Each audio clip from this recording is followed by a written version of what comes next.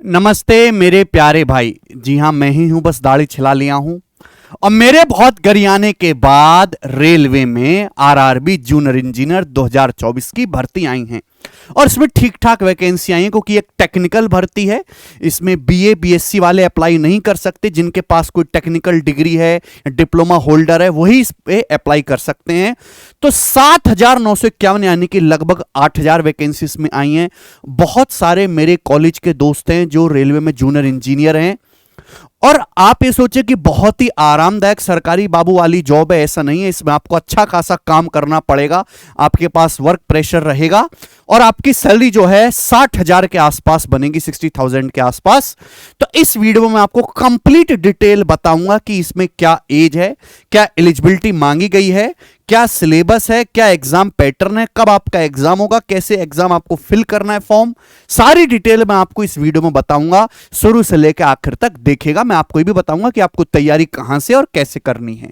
ठीक है भाई, चलो। तो सबसे पहले मेरे प्यारे भाई, हाँ, रेलवे रिक्रूटमेंट बोर्ड आरआरबी की तरफ से नोटिफिकेशन आया जूनियर इंजीनियर और अदर पोस्ट के लिए।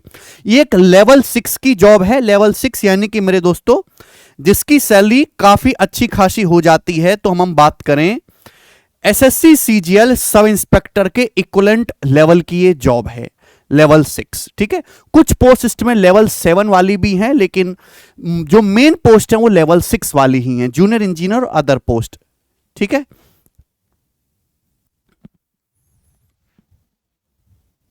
हां, आप इसके फॉर्म भर सकते हैं। नोटिस नंबर जो है यहां पे सीईएन लिखा हुआ है।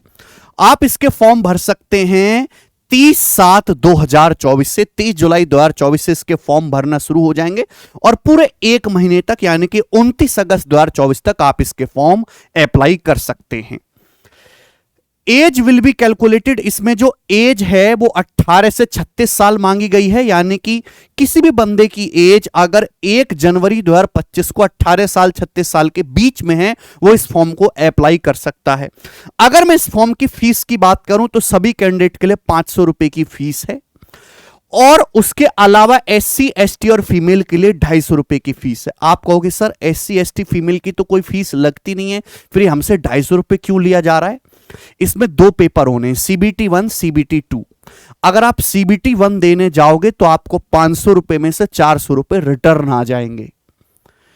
अगर आप एससी एसटी या फीमेल से हैं, आप सीबीटी 1 का पेपर दोगे तो आपके 250 के 250 रुपए रिटर्न आ जाएंगे, यानी कि आपकी फॉर्म फीस 0 रहेगी।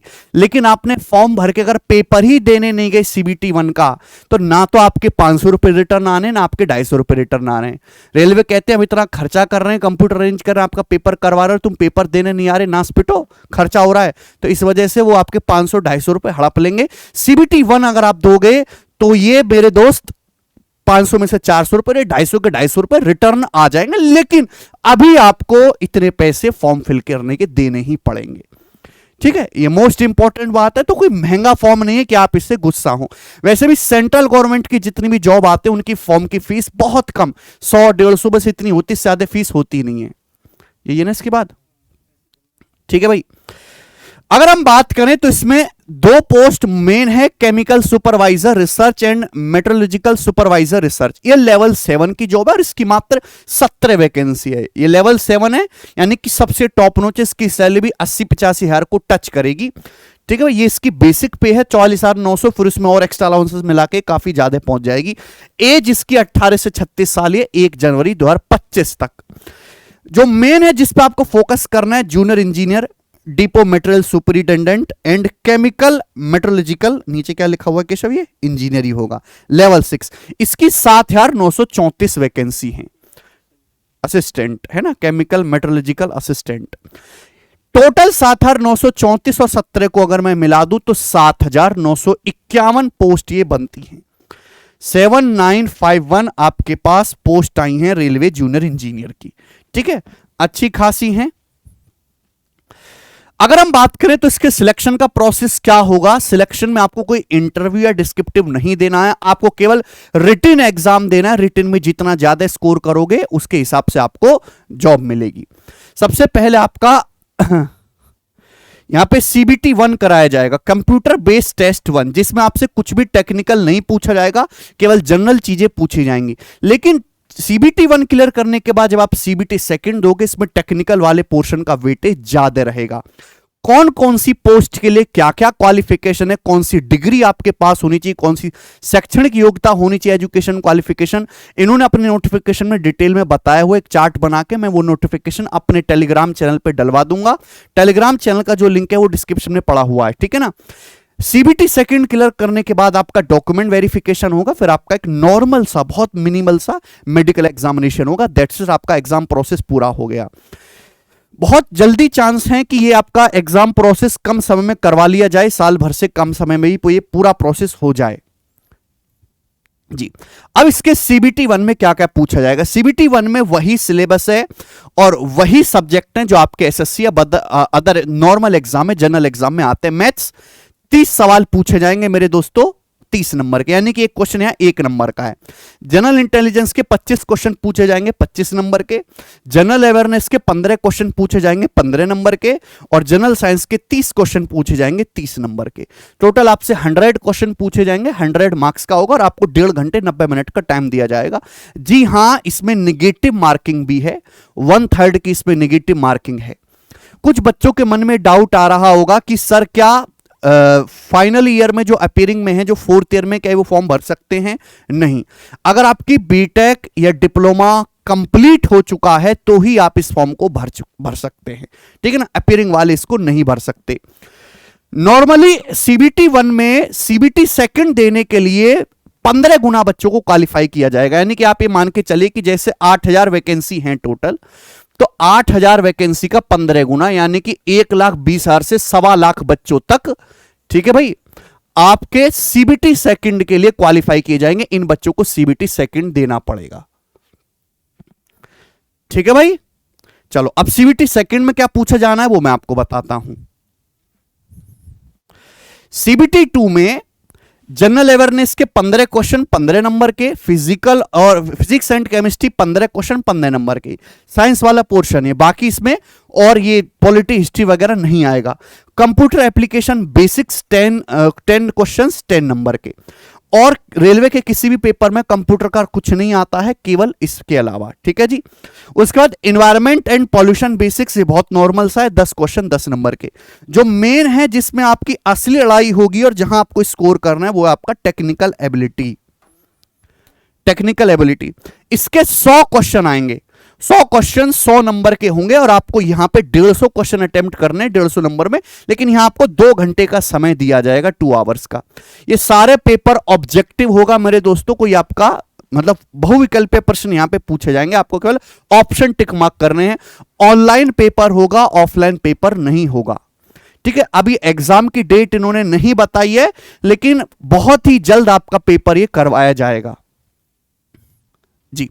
सिलेबस की बात करें, सिलेबस बिल्कुल एसएससी से मेल खाता है, लेवल भी लगभग उतना ही रहेगा। जैसे मैथ की बात करें तो number system, board mark, decimal, fraction, LCM, HCF, ratio, percentage, mensuration, time worker, simple interest, compound interest, profit loss, algebra, geometry, trigonometry, statics, quadro, age calculation, calendar, clock, pipe system, सब कुछ पूछा जाएगा। Even यहां पे आपका trigonometry भी आएगा, त्रिकोणमिति भी, और अलजेब्रा भी। एडवांस मैथ बहुत बेसिक आता है, और अर्थमेटिक मैथ, देखो मैथ इसमें रेलवे में बहुत ज्यादा हाई लेवल नहीं पूछा जाता है, लेकिन रीजनिंग का जो लेवल है वो स्टैंडर्ड होता है, ठीक है। जनरल अवेयरनेस भी आपको बहुत डीप में, डिटेल में पढ़ना पड़ेगा, जितनी एसएससी या अदर एग्जाम वाले बच्चे पढ़ते हैं कंपटीशन के लिए। यह आपका सिलेबस है सीबीटी में, सीबीटी 1 में। उसके बाद सीबीटी 2 में मेरे दोस्त फिजिक्स और केमिस्ट्री आपको पढ़ने अप टू 10th स्टैंडर्ड, जो भी आपका 10th स्टैंडर्ड, यानी कि एनसीईआरटी की फिजिक्स केमिस्ट्री 10वीं क्लास तक जो है वो आपको आनी चाहिए, ठीक है। Basics of computer and application में आप देख सकते हैं ये चीज पूछी जाएंगी। Internet, email, website, web browser, computer viruses, MS office, Unix, Windows operating system, जो नॉर्मल क्वेश्चन है वही यहां पर पूछे जाएंगे। टेक्निकल एबिलिटीज के मेरे दोस्तों हर एग्जाम के हर पोस्ट के लिए अलग अलग है, तो यहां डिटेल में नहीं बताया गया है।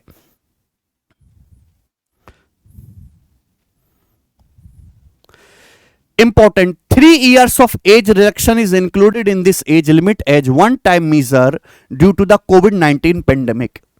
आपको पता है पिछली बार वैकेंसी आई थी 2018 में, 5 साल पहले रेलवे की।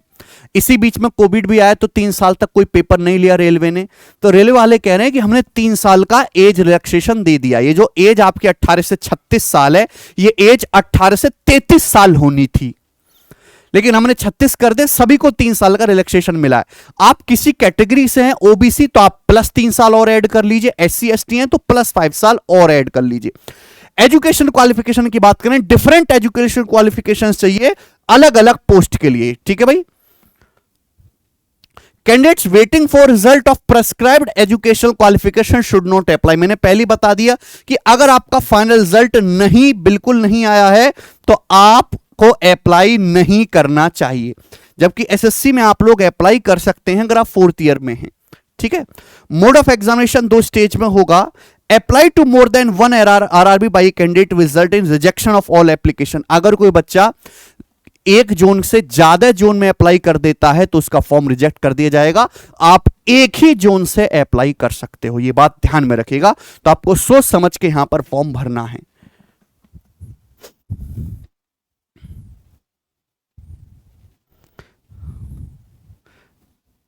जी, ये पोस्ट है मेरे दोस्तों जेई जूनियर इंजीनियर की।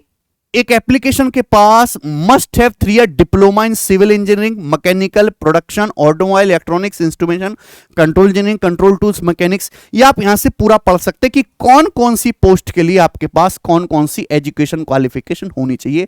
आप बेहतर जानते हो क्योंकि इसमें टेक्निकल वाले बच्चे हैं तो उनको ज्यादा जानकारी है। सीएमए में bachelor degree in science with physics and chemistry with minimum 55% marks, ठीक है, अलग अलग उसके यहां बताया गया। अब मैं आपको नोटिफिकेशन से इंपॉर्टेंट पॉइंट बता देता हूं। नोटिफिकेशन आपको हमारे टेलीग्राम चैनल पर पूरी डिटेल में पढ़ने को मिल जाएगी। आगे बढ़ने से पहले मैं आपको रेलवे की तैयारी कहां से करनी है जी, रेलवे में टेक्निकल वाला पोर्शन तो आप तैयार करोगे, लेकिन मैथ्स रीजनिंग का अच्छा खासा वेटेज है। आप जेई के अलावा रेलवे के और अदर पेपर भी देंगे सभी एग्जाम्स के लिए जिसमें मैथ्स और रीजनिंग पूछा जाएगा। ये हमारी कंप्लीट प्रैक्टिस बुक है रीजनिंग के लिए और ये मैथ के लिए। 4000 plus chapter wise original question से आप इस बुक को ऑनलाइन ऑर्डर कर सकते हैं।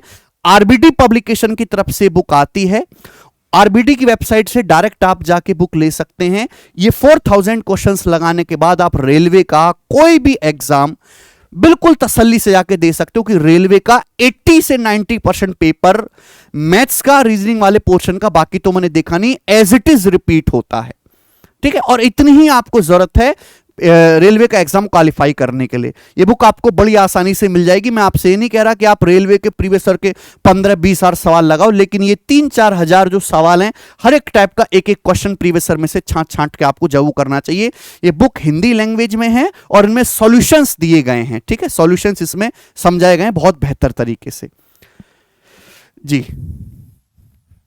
नोटिफिकेशन मैं अपने टेलीग्राम चैनल पे डलवा दूंगा भाई। इसी टेलीग्राम चैनल पे आपको सारी नोटिफिकेशन हमारी सभी वीडियोस की और एग्जाम्स की, जैसे स्टेने को नोटिफिकेशन आया हुआ है, एनटीपीसी का नोटिफिकेशन नोटिस आया था, वो आपको इसी टेलीग्राम चैनल पे सबसे पहले देखने को मिलेंगे। तो सब बच्चे मैथ्स बाय गगन प्रताप जो एक वेरीफाइड टेलीग्राम चैनल है, इसको ज्वाइन कर लें, ठीक। यस, ये मेरे दोस्तों रेलवे की तरफ से है, भारतीय रेल, Indian railway, government of India, ministry of railway, detail centralize employment notice, CEN number है 3/2024, ठीक है भाई। ये देखो इंडियन पोस्ट के लिए है। हाँ, ये बात मैं आपको बता ही चुका हूं कि टोटल 7,951 वैकेंसी है, जिसमें लेवल 6 की ही सबसे ज्यादा वैकेंसी है।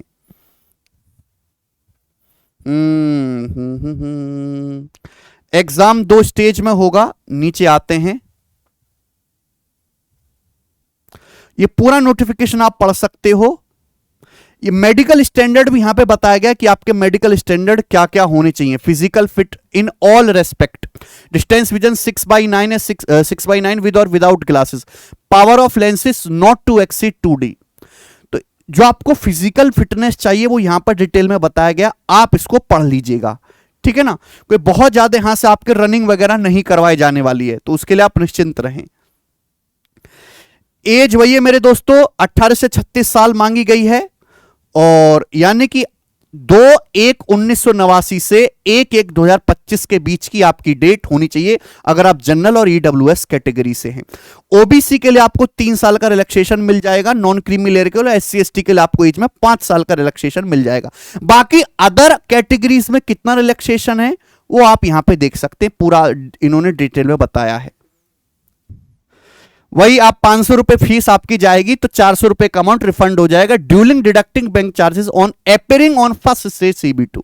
CBT का फर्स्ट स्टेज में आप अपेयर होंगे तो ही 400 रुपए रिफंड होंगे, वरना 500 रुपए डुबा दोगे अपने। ठीक है, फी पेमेंट जो वो आपको ऑनलाइन ही पेमेंट करना है। क्वालिफिकेशन दिखाना, केशव क्वालिफिकेशन वाले एक बार मैं आपको चार्ट बता देता हूं कि आपको कहां से आपको देखना है। इस नोटिफिकेशन में सबसे नीचे जाएंगे, 74 पेज का पूरा नोटिफिकेशन है, तो उन्होंने सबसे नीचे बताया हुआ है।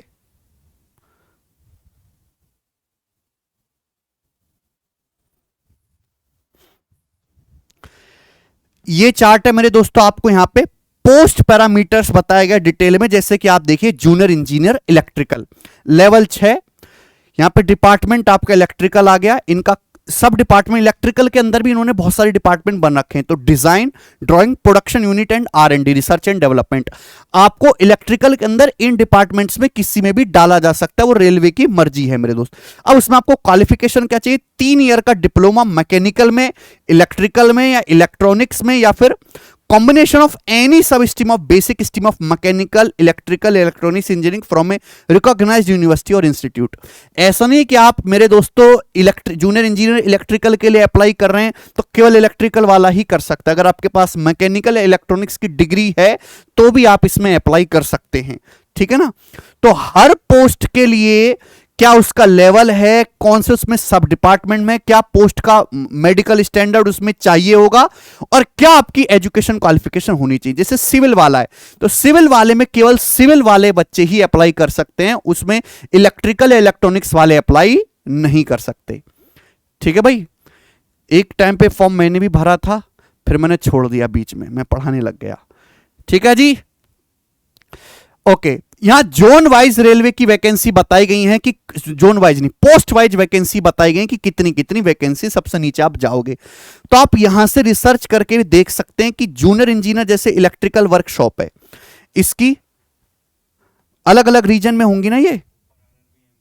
हाँ, RRB अहमदाबाद, हाँ ये जोन वाइज भी बताई गई है, पोस्ट वाइज भी वैकेंसी बताई गई है रेलवे में कितनी है। आप देखो, junior engineer electrical workshop Ahmedabad में जनरल कैटेगरी की 2, SC की 1, ST की 0, OBC की 1, टोटल 4 वैकेंसी हैं। तो इससे नीचे यही बताया गया कि अलग अलग जोन में अलग अलग पोस्ट के लिए अलग अलग कैटेगरी में कितनी वैकेंसी हैं, सब कुछ इसी नोटिफिकेशन में दिया हुआ है। और ये पूरा का पूरा डिटेल नोटिफिकेशन मैं अपने टेलीग्राम चैनल पे डलवा दूंगा। ठीक है ना? और आप वहां से देख सकते हैं।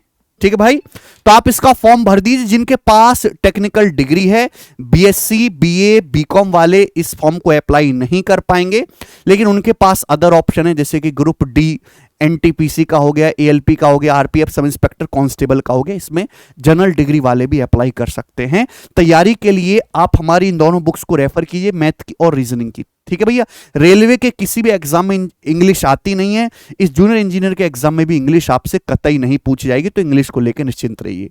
ठीक है भाई, और अगर किसी एग्जाम की नोटिफिकेशन आएगी तो मैं आपको इस चैनल पे सबसे पहले बताऊंगा। इस चैनल को सब्सक्राइब कर लो। बहुत बहुत धन्यवाद मेरे प्यारे भाई, बाय।